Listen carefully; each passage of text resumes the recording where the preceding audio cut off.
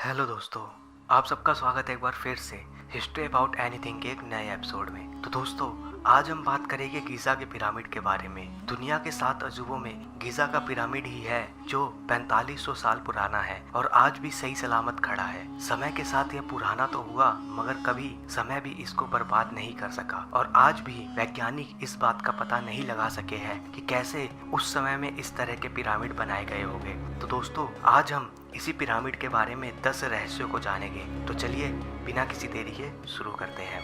Number 10। तो दोस्तों, मिस्र के पिरामिड को देखकर सबसे पहले यही ख्याल आता है कि आज से 4500 साल पहले मिस्र के लोगों ने बिना किसी आधुनिक उपकरण का इस्तेमाल किए इस तरह के पिरामिड को कैसे बना लिया और यह इतने सालों तक कैसे खड़ा है।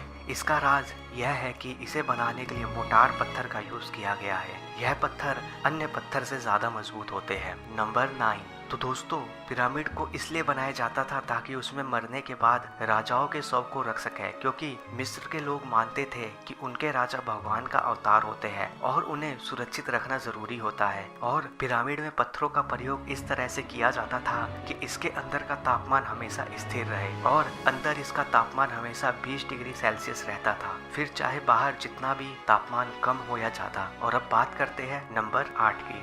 दोस्तों, पिरामिड पर शोध करने वाले वैज्ञानिकों का कहना है कि सभी पिरामिड सिर्फ उत्तर और दक्षिण एक्सिस पे बने हुए हैं। इसका कारण यह है कि उत्तर और दक्षिण गोलार्धों को मिलाने वाली रेखा को चुंबकीय रेखा कहा जाता है। चुंबकीय शक्तियां विद्युत तरंगों से जुड़ी होती है और यह तरंगे एकत्रित होकर अपना प्रभाव वस्तु या जीवों पर डालती है। इसीलिए पिरामिड का निर्माण में ग्रेनाइट पत्थर का उपयोग किया जाता था, क्योंकि यह इन तरंगों को रोकने में सक्षम रहता है। इसीलिए पिरामिड में रखी वस्तु और जीव की उम्र पे कोई असर नहीं पड़ता है और पिरामिड के अंदर का सामान जल्दी खराब नहीं होता है। नंबर 7। वैसे तो दोस्तों, मिस्र में टोटल 138 पिरामिड मिल चुके हैं, मगर मिस्र के शहर गीजा में 3 पिरामिड है जो कि बहुत ज्यादा मशहूर है और इन तीनों में जो सबसे बड़ा है वही सबसे पुराना है, वही गीजा का पिरामिड भी है और इसको खुफू का पिरामिड भी कहा जाता है, क्योंकि इसको मिस्र के pharaoh खुफू ने 2551 BCE से 2528 BCE में अपने शव को रखने के लिए बनवाया था। और इस पिरामिड के बगल में 2 पिरामिड और है जिसको खुफू के बेटे खाफरे ने बनाया था और दूसरा पिरामिड खुफू के पोते मेनकोरी ने अपने लिए बनवाया था। तो बात करते हैं दोस्तों नंबर 6 की। दोस्तों, गीजा के पिरामिड के पास एक बहुत बड़ा स्टैचू है जिसको द ग्रेट फीनिक्स कहा जाता है। यह एक माइथोलॉजिकल क्रीचर को ध्यान में रखकर बनाया गया है। दोस्तों, इसकी बॉडी तो एक शेर जैसी है, मगर इसका सिर इंसान के जैसा है। दोस्तों, जैसा कि आप अभी देख सकते हैं कि इस स्टैचू के फेस पर नाक गायब है, मगर इसकी नाक हमेशा से गायब नहीं थी। सन 1798 में नेपोलियन के सैनिकों ने मिस्र पर हमला किया था और इन्हीं सैनिकों ने इसकी नाक पर तोप का गोला मार दिया था, जिसके कारण इसकी खूबसूरत नाक टूट गई थी। नंबर 5। तो दोस्तों, मिस्र के पिरामिड में 2.5 मिलियन पत्थर के ब्लॉक शामिल है, जिसमें से कुछ विशेष रूप से बड़े पैमाने पर है, जैसे कि किंग्स चैम्बर। दोस्तों, किंग्स चैम्बर में गुलाबी ग्रेनाइट लगाया गया है और पिरामिड के टॉप पर एक कमरा है जिसमें लाल ग्रेनाइट का उपयोग किया गया है। इस रूम में लगे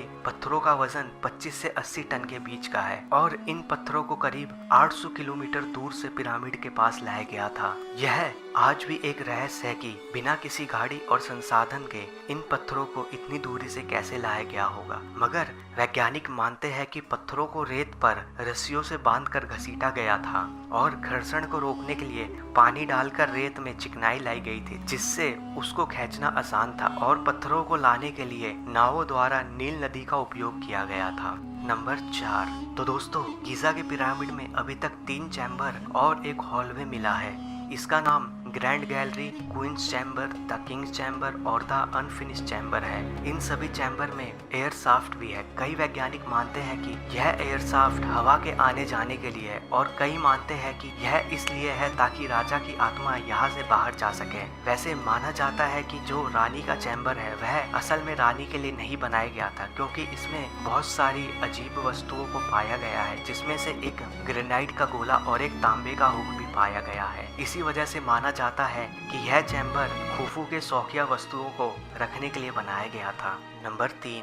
तो दोस्तों, आप यह जानकर हैरान रह जाओगे कि आज से 4000 साल पहले यह पिरामिड एक शीशे की तरह चमकते थे, क्योंकि यह पॉलिश किए गए सफेद चूना पत्थर से ढके होते थे जो सूरज की रोशनी को प्रतिबिंब करते थे। इन पिरामिड की चमक इजराइल की पहाड़ियों से साफ दिखती थी और माना जाता है कि शायद चांद से भी इनकी चमक दिखाई देती थी। और मिस्र के पिरामिड में मिले मकबरों को देखकर यह पता चला है कि इन मकबरों में सिर्फ राजा को ही मम्मी नहीं बनाया जाता था, इसमें जानवरों को भी मम्मी बनाया जाता था और उनको भी अपने परिजनों के साथ दफनाया जाता था।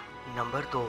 ऐसा माना जाता है कि पृथ्वी पर सबसे पहला पिरामिड जिसकी संरचना का निर्माण प्राचीन मेसोपोटामिया में आज से 5000 साल पहले किया गया था। और दुनिया में सबसे ज्यादा पिरामिड मिस्र में नहीं बल्कि उत्तरी अफ्रीका के देश सूडान में है। और मजे की बात यह है कि आप गीजा के पिरामिड पर चढ़ सकते हैं और अगर आप इस पिरामिड की चोटी पर पहुंच जाते हैं तो आपको जीवन भर के लिए मिस्र में दोबारा आने नहीं दिया जाएगा। इसकी चोटी तक पहुंचने के लिए आपको बस 203 सीढ़ियां चढ़नी होगी, मगर यह बहुत ही ज्यादा खतरनाक और जोखिम भरा काम है। और माना जाता है कि जो छोटे पिरामिड होते हैं वह वहाँ के छोटे मोटे राजा या अधिकारियों के होते हैं। तो दोस्तों, अब वीडियो में आगे बढ़ते हैं और बात करते हैं नंबर 1 की। दोस्तों, वैज्ञानिकों ने पाया है कि मिस्र के पिरामिडों में एक अनोखी तरह की ऊर्जा तरंगे होती है जिसका असर सजीव और निर्जीव वस्तुओं पर पड़ता है। वैज्ञानिक इसको पिरामिड पावर कहते हैं। दोस्तों, पिरामिड को बनाने में करीब 200 साल लगते थे और गीजा का पिरामिड को बनाने में 85 साल लगे थे। इसका मतलब यह है कि